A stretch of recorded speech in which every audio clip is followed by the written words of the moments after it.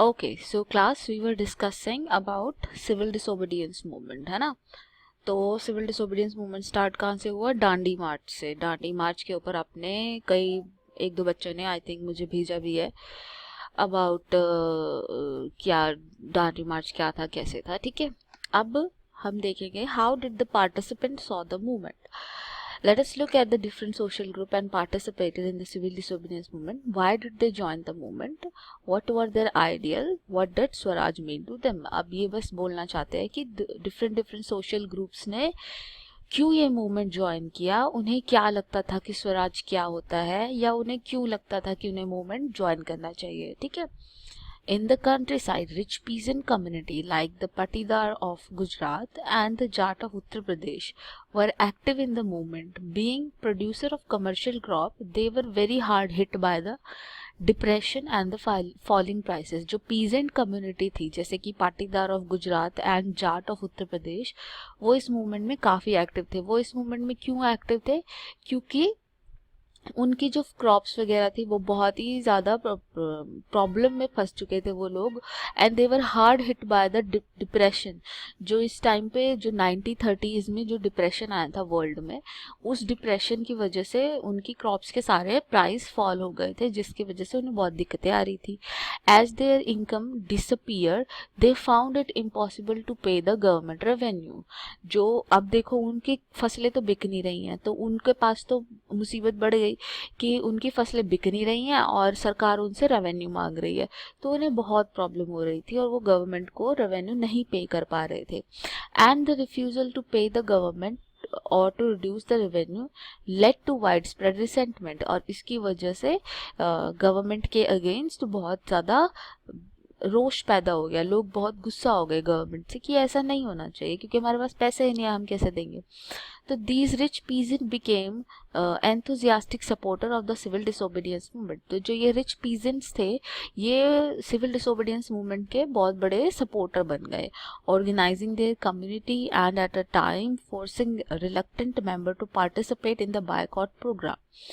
और for them the fight for Swaraj वो struggle against the high revenue. इनको क्या लगता था, जो ये पीजेंट जो स्ट्रगल में खड़े थे साथ, ये सिर्फ इसलिए खड़े थे कि हमारे रेवेन्यू ख़त्म हो जाएंगे, हमें रेवेन्यू कम देने पड़ेंगे, पैसे मतलब टैक्स में कम देने पड़ेंगे. तो इनके लिए इतना ही मतलब था स्वराज का कि हमें पैसे कम देने पड़ेंगे. But they were disappointed by when movement was called off in 1931 without rate being revise. अब बस ये तब डिसअपॉइंट हो गए ये लोग जब गांधी जी ने इनसे बिना पूछे बिना कंसल्ट किए मूवमेंट को सडनली ख़त्म कर दिया. तो इन लोगों को बुरा लगा कि हमारे तो रेवेन्यू रेट्स भी रिवाइज नहीं हुए, मतलब हमसे तो टैक्स की रेवेन्यू भी कभी कम नहीं करे, कुछ भी नहीं हुआ. तो इतना क्यों वो कर इतना मतलब हमने सपोर्ट ही क्यों किया, ठीक है. तो दो poorer peasantry were not just interested in the lowering of the revenue demand. Many of them were small tenants cultivating land they had rented from the landlord. अब ये तो अमीरों का हो गया कि अमीर लैंडलॉर्ड्स क्यों साथ खड़े हुए थे और फिर वो क्यों पीछे हट गए, उनको क्या दुख हुआ, क्या फील हुआ कि हमसे तो पूछा नहीं और ऐसे ही बंद कर दिया मूवमेंट, ठीक है.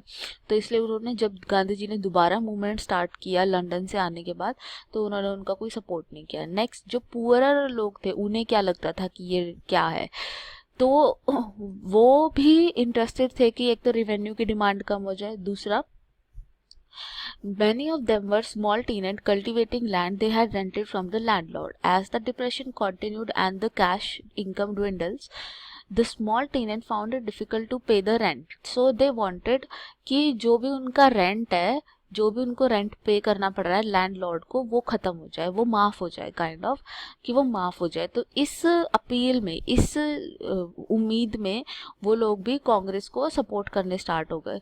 लेकिन जो कांग्रेस थी वो ये इशू नहीं लेना चाहती थी.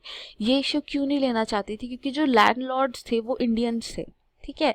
और अगर उन लैंडलॉर्ड्स को जो ये टेनेंट्स है वो रेंट पे नहीं करेंगे तो वो लैंडलॉर्ड कांग्रेस का साथ देना छोड़ देंगे. मतलब आप समझ रहे हो ना कि बड़े लैंडलॉर्ड से ये छोटे लैंडलॉर्ड, बड़े लैंडलॉर्ड से, बड़े इंडियन लैंडलॉर्ड से ये किसान जो थे वो ज़मीन लिया करते थे, ठीक है। तो ये बड़े लैंडलॉर्ड मूवमेंट को, जैसे Patidar of Gujarat and Jat of Uttar Pradesh, ये सपोर्ट कर रहे थे।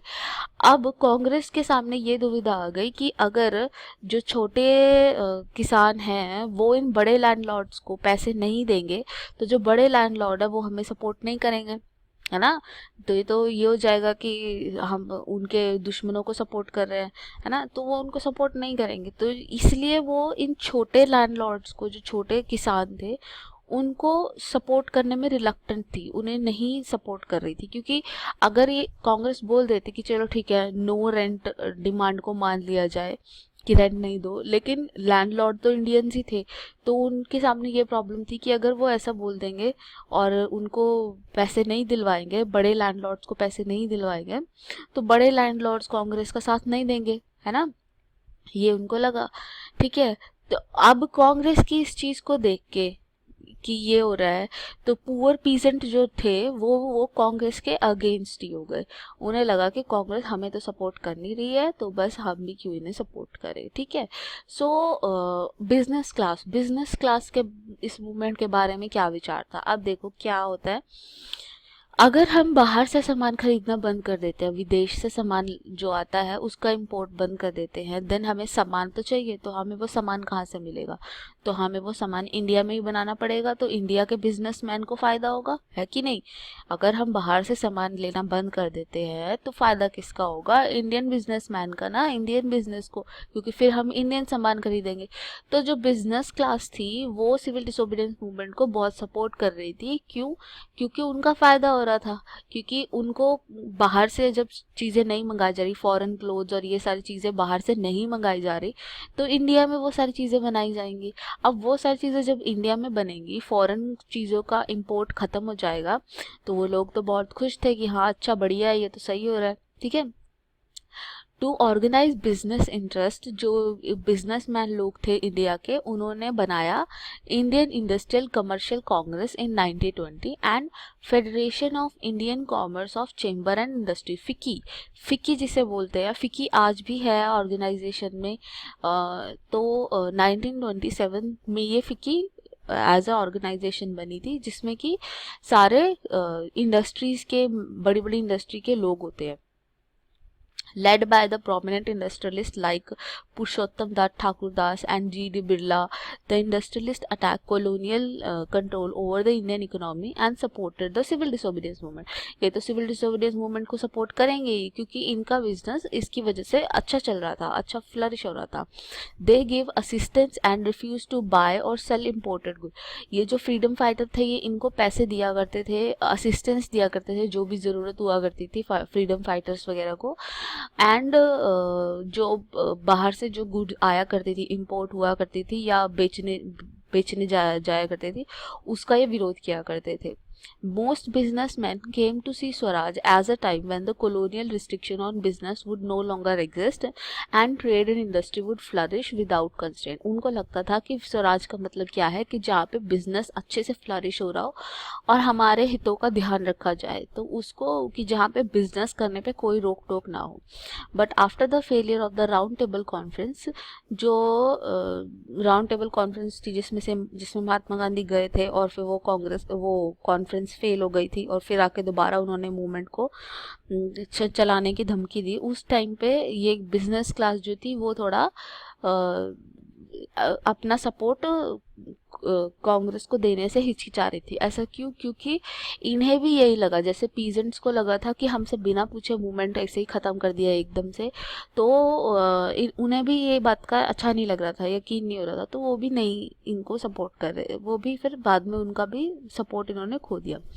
जो इंडस्ट्रियल वर्किंग क्लास थी did not participate in the civil disobedience movement in large number except in Nagpur region. As the industrialist came closer to Congress, workers stayed aloof. जो workers थे, देखो अब क्या होता है, क्लासेस डिवाइड हो जाती है। एक तो बड़े बड़े चाहे तो बिजनेसमैन आपको सपोर्ट करेंगे, ठीक है, तो उनके वर्कर आपको सपोर्ट नहीं करेंगे, या वर्कर आपको सपोर्ट करेंगे तो उनके बिजनेस, उनके जो हेड हैं, बिजनेस वाले हैं, वो आपको सपोर्ट नहीं करेंगे। तो ये वाली सिचुएशन आ गई थी क्योंकि इनको बिजनेसमैन सपोर्ट कर रहे थे, तो जो वर्कर क्लास थी वो इनको सपोर्ट नहीं कर रही थी, एक्सेप्ट इन नागपुर। सिर्फ नागपुर रीजन में इनको थोड़ा सपोर्ट मिल रहा था। As the industrialist came closer to Congress, worker stayed aloof, क्योंकि इंडस्ट्रियलिस्ट इनके क्लोज आ चुके थे कांग्रेस के, तो वर्कर उनसे दूर जाने लग गए, क्योंकि इंडस्ट्रियलिस्ट और वर्कर्स की आपस में इक्वेशन एक दूसरे के अगेंस्ट है ना, तो इसलिए। But in spite of that some worker did participate in the movement, selectively adopting some of the Gandhi's idea like boycotting of the foreign good, ये सारी चीज़ें वो करने लग गए as part of their own movement against low wages and poor working condition. There was strike by the railway worker in 1930, dock worker in 1932, railway worker और dock worker होते हैं जो पोर्ट वगैरह पे काम करते हैं, वो उन वर्कर्स ने स्ट्राइक करी काफ़ी ज़्यादा। छोटा नागपुर टिन माइंस के अंदर लोगों ने काफ़ी प्रोटेस्ट किया, वो गांधी कैप पहन के उन्होंने प्रोटेस्ट दिखाया और बताया कि हम बायकॉट कर रहे हैं। But the Congress was reluctant to include worker demand as part of the program. It felt that it would alienate the industrialists and divide the anti-imperial forces. Again, जैसे कि पुअर पीजेंट्स को ये लेने के लिए नहीं मान रहे थे कांग्रेस वाले, वैसे ही वो वर्कर्स को लेने के लिए नहीं मान रहे थे। क्यों? क्योंकि उन्हें लगा कि अगर वर्कर सपोर्ट करने लग गए तो जो इंडस्ट्रियलिस्ट है फिर वो सपोर्ट नहीं करेंगे, तो इसलिए इनका ये दिक्कत आ रहा था। और फिर आगे हम पढ़ेंगे लिमिट्स ऑफ सिविल डिसोबीडियंस। ठीक है, अभी आप यहाँ से क्वेश्चन लिखेंगे कि how did different participant saw the movement, how did different participant saw the movement, तो ये आप उसके ऊपर नोट लिखेंगे कि कैसे क्या क्या उन लोगों ने सोचा, क्या क्या था। ठीक है, अच्छा, another important feature of civil disobedience movement was its large scale participation of women. During Gandhiji's salt marches, thousands of women came out of their home to listen to him. They participated in the marches, manufactured the salt, and picketed foreign clothes and liquor shop. Many went to jail. In urban area, these women were from high caste family. In rural area, they came from rich peasant household. देखो, औरतों ने इस movement में काफ़ी बढ़ चढ़ के हिस्सा लिया।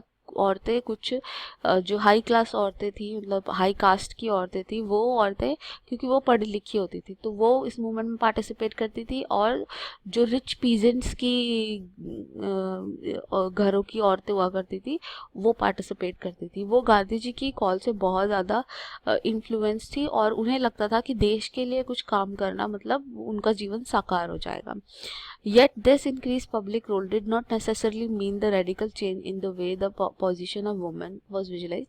Gandhiji was convinced that it was the duty of the woman to look after home and hearth, be good mother and good wives, and for a long time the Congress was reluctant to allow women to hold any position of authority in the organization. लेकिन गांधी जी और मतलब कांग्रेस इतनी ज़्यादा women support में नहीं थी कि उन्हें लगता था कि ना अभी टाइम नहीं आया है औरतों को बागडोर देने का पूरे मूवमेंट की, तो उन्हें थोड़ा सा वो रिलक्टेंट थे ऐसा नहीं करने के लिए। अब आप दूसरा क्वेश्चन आपका बनता है what was the role of women in civil disobedience movement, ये आप कंप्लीट करके रखेंगे। उसके बाद हम सिविल डिसोबीडियंस के लिमिटेशन जानेंगे नेक्स्ट वीडियो में। Thank you so much.